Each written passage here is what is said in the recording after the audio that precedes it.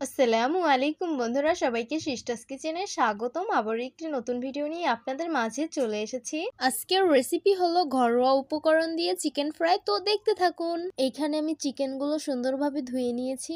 আমার কাছে লেবু ছিল না, তাই লেবু পাতাটা ব্যবহার করেছি। আমি 1 চামচ পরিমাণ লবণ দিয়েছি, অরেগানো পাতা দিয়েছি, সব পদের গরম মশলা এখানে আমি বেটে নিয়েছিলাম, সেগুলো এখন দিয়ে দিলাম। 1 চামচ পরিমাণ হলুদ মরিচের গুঁড়ো দিয়ে দিব, 1 চামচ কাঁচামরিচ বাটা, 1 চামচ ধনিয়া পাতা দিয়ে দিব বাটা, পরিমাণ মতন সরিষার তেল দিয়ে দিব, টমেটো কেচাপ দিয়ে দিব, 1 চামচ পরিমাণ সয়া সস দিয়ে দিব, পরিমাণ মতন আদা রসুন বাটা দিয়ে দিব। তারপরে সব উপকরণগুলো চামচ দিয়ে খুব ভালোভাবে ম্যারিনেট করে নিতে হবে। চিকেনগুলো আমি সুন্দরভাবে ম্যারিনেট করে নিয়েছি। এখন আমি 1 ঘন্টার জন্য রেখে দিব।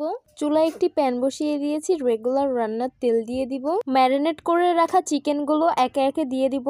তেলগুলো আমি সামান্য গরম করে নিয়েছি, চিকেনগুলো আস্তে আস্তে কুক করব, তাই চিকেনগুলো এক পাশ ব্রাউন কালার হয়ে গেছে। এখন আমি উল্টে দিব। চিকেনগুলো আমি সুন্দরভাবে কুক করে নিয়েছি, তবে আপনারা যদি আরেকটু ক্রিস্পি খেতে চান তাহলে আরেকটু কুক করে নিতে পারবেন। একে একে চিকেনগুলো উঠিয়ে নিব আর পরিবেশন করে নিব। এই তো গরম গরম চিকেন ফ্রাই পরিবেশন করে নিলাম। দেখতেই তো পারছেন কত বেশি লোভনীয় লাগছে, আর খেতে কিন্তু অসম্ভব মজা হয়েছে।